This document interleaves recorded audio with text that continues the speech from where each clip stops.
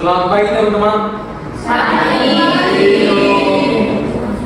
Oke, di sini kami dari kelompok 6 ingin mempresentasikan hasil dari mini riset kami yang berjudul rencana aplikasi BKLS SMA atau bimbingan konseling luar sekolah di sekolah menengah atas. Tapi sebelum itu kami ingin memperkenalkan diri kami masing-masing terlebih dahulu. Perkenalkan nama saya Alfredo Manegoro sebagai moderator dan pemateri. Kedua, dan teman saya Nur Hidayah sebagai pemateri pertama. Saya Jinan Tanjung sebagai pemateri kedua. Oke teman-teman, perkenalan singkat dari kami sudah selesai. Saatnya ke materi yang pertama.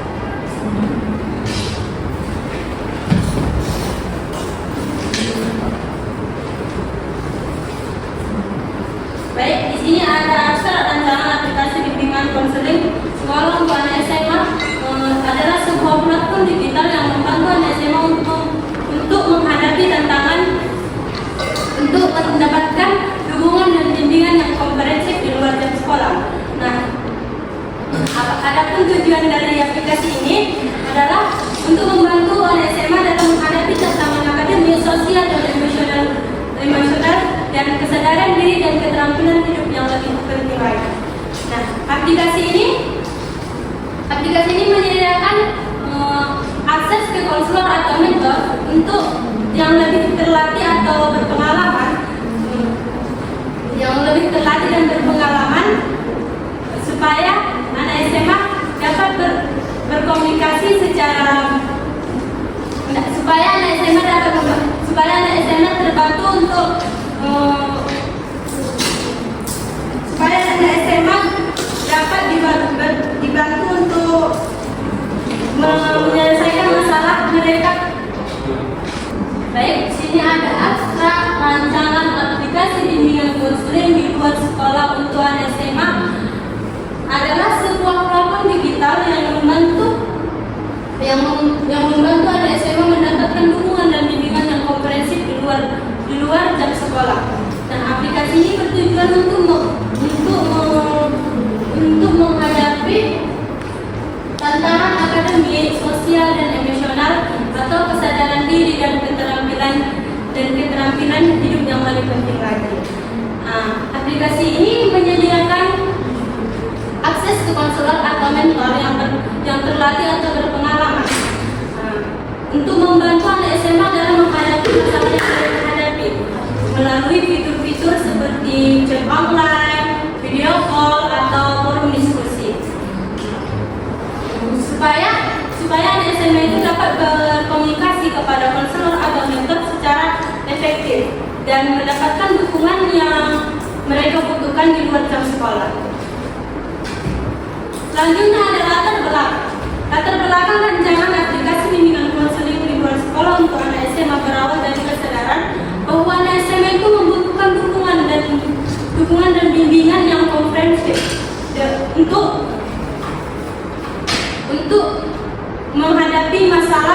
menghadapi tantangan akademik, sosial, dan emosional yang mereka hadapi. Meskipun kita tahu bimbingan konseling di sekolah itu sudah menjadi peran penting sebagai sistem pendidikan. Nah, namun masih banyak anak SMA itu yang membutuhkan dukungan dan bimbingan di luar jam sekolah. Nah, banyak nih anak SMA itu yang kayak tantangan akademiknya yang tinggi dan stres dan masalah mental. Nah, ini dapat mempengaruhi kesehatan mental mereka. Nah, oleh karena itu dibutuhkan sebuah platform yang dapat membantu anak SMA untuk mendapatkan dukungan dan bimbingan di luar jam sekolah. Betul. Selanjutnya akan dijelaskan oleh Alfredo.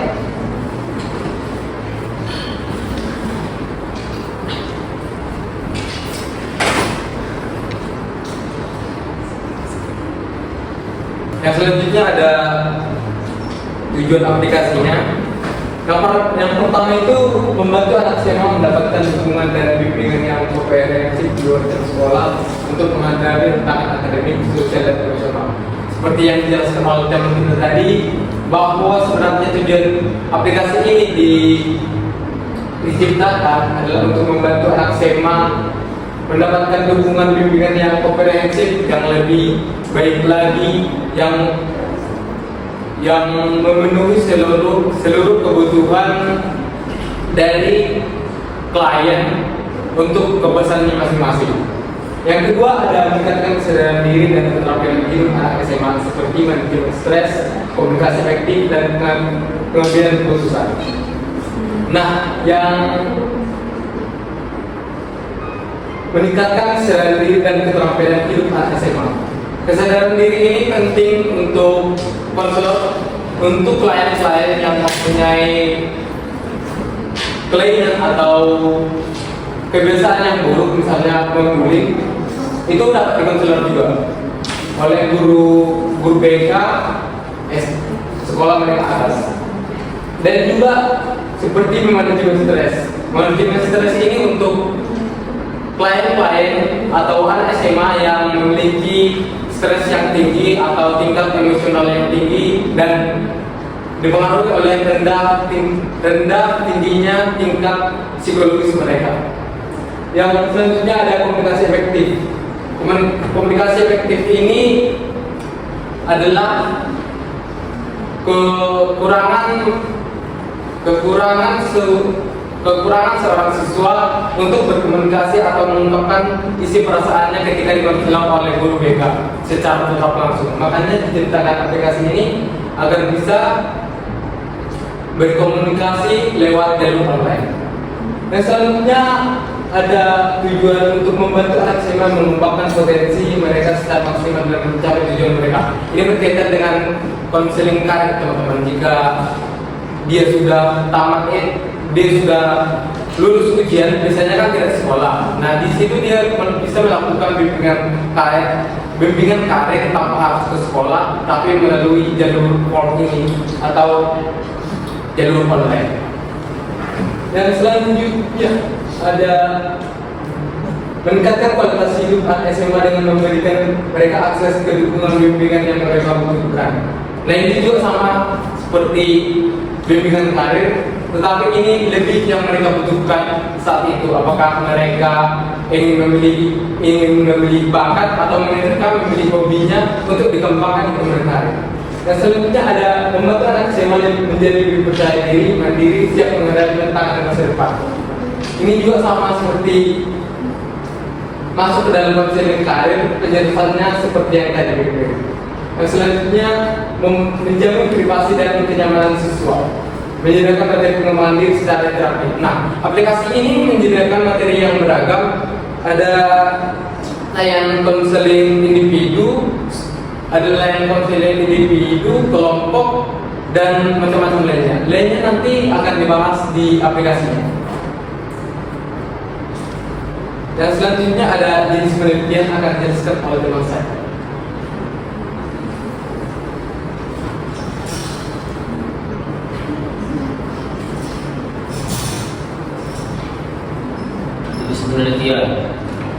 Penelitian ini menggunakan pendekatan studi kasus, di mana peneliti fokus pada beberapa siswa yang membutuhkan bimbingan konseling di luar sekolah. Tujuannya adalah untuk memahami secara mendalam kebutuhan dan pengalaman mereka dalam menggunakan aplikasi bimbingan konseling tersebut. Data dikumpulkan melalui wawancara, observasi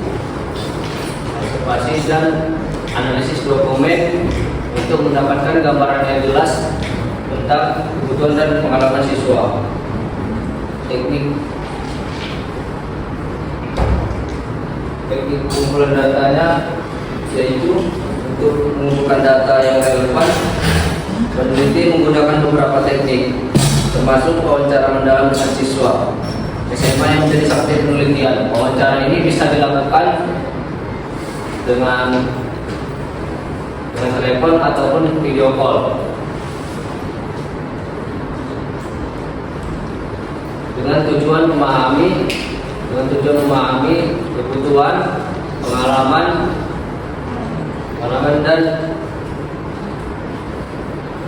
dan pendapat mereka tentang aplikasi bimbingan konseling tersebut. Materi selanjutnya dijelaskan oleh Pak saya.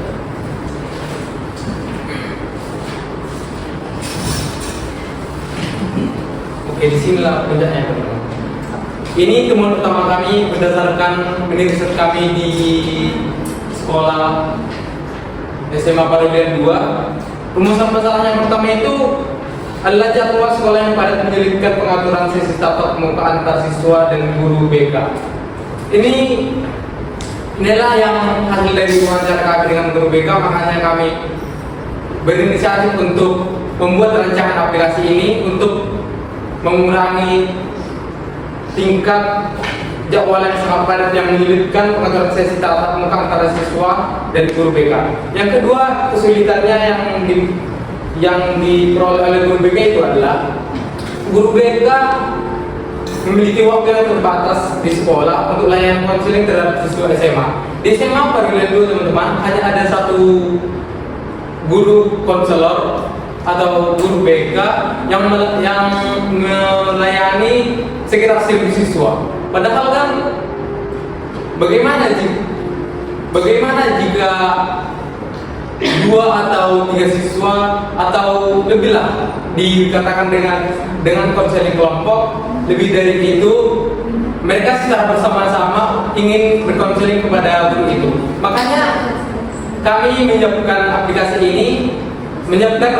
aplikasi ini untuk mengatasi hal-hal tersebut. Yang selanjutnya ada kesulitan siswa ketika ingin melakukan bimbingan konseling di sekolah yang terhalang akan kesibukan guru BK di sekolah. Nah, ini terkait dengan bisa juga terkait bimbingan karir mereka nantinya setelah lulus ujian untuk anak kelas 3 SMA dan kesulitan belajar yang dihadapi oleh siswa atau siswi SMA ketika berada di sekolah tetapi tidak memiliki waktu yang sempat atau waktu yang banyak untuk pergi ke konselor atau ke guru BK.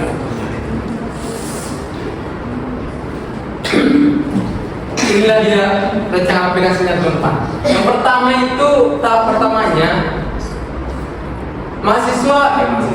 siswa SMA akan login terhadap tahun ajaran yang mereka akan lalui. Di sini sebagai contoh aja ya. Di sini tahun ajarannya tahun 2020-2021 semester 1. Di sini ada terdapat username dan password. Username ini bisa nomor induk siswa dan passwordnya bisa tanggal lahir siswa atau siswa sendiri yang menentukan. Tidak ada pemberitahuan kepada guru BK atau kepada orang tua sekalipun. Jadi akses kerahasiaannya memang benar-benar bagus. Yang selanjutnya ada pada rancangan aplikasinya begini teman-teman. Yang pertama itu ada home, bimbingan konseling, layanan, laporan dan rekap, dan ada tombol keluar.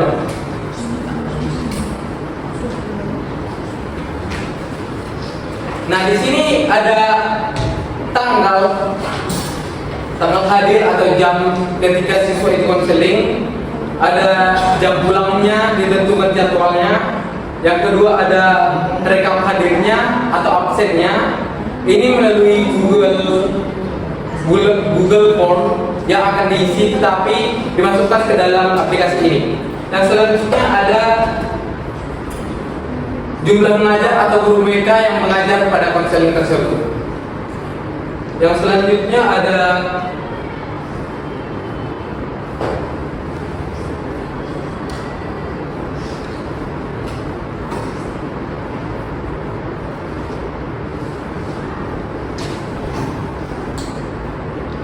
konseling. Di sini jenis konseling yang kami rancang itu ada konseling konsultasi, kolaborasi, konseling individu, dan konseling kelompok. Nah, untuk pengertiannya tadi sudah dijelaskan teman-teman, tidak perlu saya jelaskan kembali. Tetapi jika siswa SMA ini ingin berkonsultasi, maka ada guru BK yang sedia atau konselor yang sedia untuk layanan konsultasi tersebut. Begitu juga jika ia ingin layanan kolaborasi, konseling individu, dan konseling kelompok. Yang selanjutnya ada jenis layanan yang akan diberikan. Adanya di sini ada laporan dan rekap. Laporan dan rekap ini seperti rekaman atau bagaimana nanti video tersebut dianalisis oleh guru BK terlebih dahulu sebelum dikonseling kedua kalinya untuk memaparkan solusi terkait dengan masalah siswa tersebut.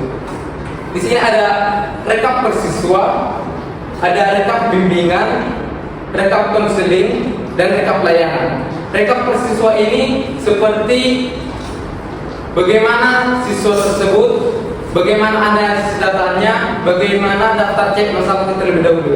Lalu rekap bimbingan ini seperti jenis video mereka yang saat melakukan konseling, supaya nanti ada bahan ajar untuk konseling berikutnya yang memiliki masalah yang sama dengan itu. Yang selanjutnya ada rekap konseling, sama seperti rekap bimbingan.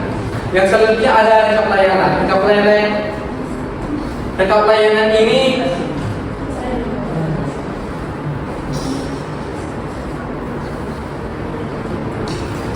ada layanan konsultasi, kolaborasi, konseling individu, dan konseling kelompok. Oke, sampailah kita kepada pengunjung acara teman-teman. Pengunjung presentasi.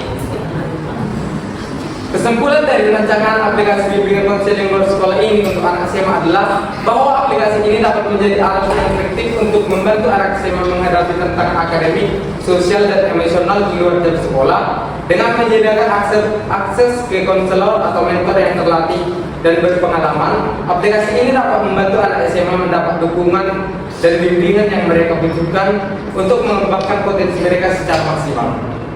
Oke teman-teman, untuk kelompok 7, apakah ada pertanyaan?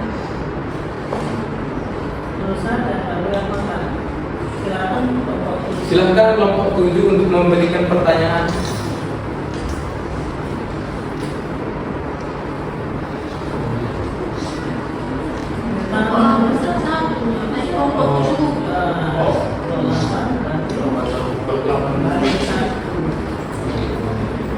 Maaf teman-teman, untuk kelompok 8 dan kelompok 1 apakah ada pertanyaan? Oke, untuk Mutiara, silakan.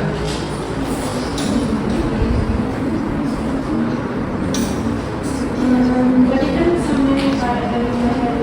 sebagai siswa yang pernah ngerasani dia kesulitan untuk nemuin punya berbedanya. Jadi kan ada namanya jadwal. Nah, jadwalnya itu kan padat, jadi dia merasa kayak nggak terlalu nyaman juga kalau kita langsung atasnya buka. Jadi kalau misalnya menurut kalian nih, fiturnya yang paling cocok nih untuk masalah dari aplikasi BKLS yang kalian bilang tadi itu membantu mereka untuk tetap melakukan konseling dengan guru BK-nya, tapi nggak langsung ketemu atau bisa dibilang kayak lewat dari video call yang kalian bilang tadi, tapi tetap menjaga kerahasiaannya, nggak mengganggu jadwal baik dari jadwal guru BK maupun dari siswa tersebut. Oke, baik Mutiara.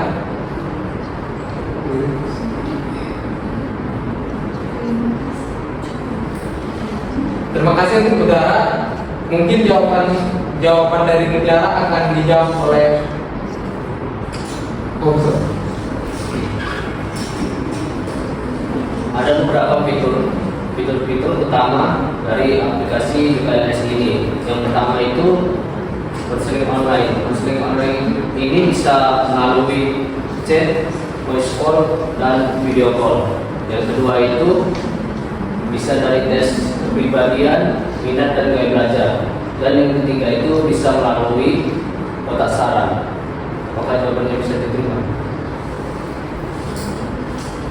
Oke, untuk udara apakah jawabannya bisa diterima?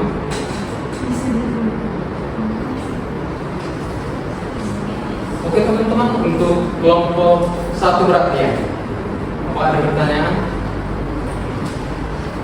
Silakan Desa. Oke, baiklah perkenalkan, nama saya Desa Bahwa. Saya perwakilan dari kelompok 1. Jadi di sekolah saya ada kejadian seorang konselor memakai aplikasi yang merupakan aplikasi dari BK sebelumnya. Tetapi guru BK tersebut bukan mengetahui secara konsep bagaimana penggunaan aplikasi itu sebenarnya. Dan akibatnya layanan BK di sekolah itu menjadi tidak efektif. Dan pertanyaannya, apa kualifikasi yang harus dilalui oleh seorang konselor dalam melakukan aplikasi tersebut? Kualifikasi. Ya. Jawabannya akan dijawab oleh teman saya atau tidak? Baik, saya akan menjawab pertanyaan dari Desa. Yang mana tadi pertanyaannya itu apa kualifikasi yang harus dilalui oleh seorang konselor jika melakukan aplikasi ini. Nah, konselor yang melakukan aplikasi ini harus melalui beberapa kualifikasi. Yang mana itu seperti latar belakang yang kuat sebagai seorang konselor atau psikolog dan psikiater yang berpengalaman kerjanya itu yang relevan dan yang mampu menghadapi masalah remaja dan yang terutamanya itu masalah anak SMA. Sekian dari Kualifikasi untuk menggunakan IT-nya Belum. ya, bukan itu. Enggak perlu ada kualifikasi dia, asal beli mau belajar ya kan satu udah pasti bisa. Ada nggak persyaratan orang harus bisa A baru bisa menggunakan aplikasi itu enggak kan? Apalagi kalau pakai software, kemudian udah ada semua ada, nggak terlalu sulit ya. Tapi pada pas konseling itu gimana? Kalau Enggak. harus konflik, Contohnya Bu, saya tidak memiliki basic konseling lah, tapi saat saya S1 dulu, sampai saya nggak S1 basic konseling. Oke, waktu pas proses videonya itu kayak mana saya mengonseling dia ke saya? tidak boleh. Tidak boleh. Itu yang ditanyakan dia. Tidak boleh dia menyalahi. Untuk PPG aja harus BKS satunya, baru boleh PPG. Tidak boleh ya, tidak boleh itu kan istilahnya. Dia punya kode etik, tidak boleh. Apalagi sekarang. Itulah makanya dulu berulangan pada peserta PPG. Dia kepala sekolah, dia punya sertifikasi guru BK. Dikiranya gampang tuh BK, sampai sini pakai dasi, pakai sepatu cantik, keren. Satu hari langsung angkat koper. Gak kuat, ada yang gila, ada stres berat. Ada jilbab ibu, belajar naik meja. Makanya hati-hati kalau nggak jurusan BK, kalau dipaksakan dalam waktu 2 minggu, yang meninggal ada dari tahun 2000 berapa ya? 12 tahun yang lalu itu yang seru-serunya PPG itu, yang kemasukan setan ada juga. Datang kawannya, oh ini banyak ini setan apa saya bilang? Kamu setannya, saya bilang, karena sini setan saya bilang. Yang ada ini pasti bermasalah, ditengok betul, tidak dari BK, jadi stres berat, malu, ya kan? Jadi dikat oleh pemerintah nggak boleh. Tapi belakangan ini saya lihat udah boleh lagi, udah mulai lagi. Masuk PPG sudah boleh tidak jurusan BK asal dia menguasai ilmunya. Nggak tahu saya boleh apa, tapi ada 6 bulan dia dilatih dulu, tapi tidak sama dengan BK.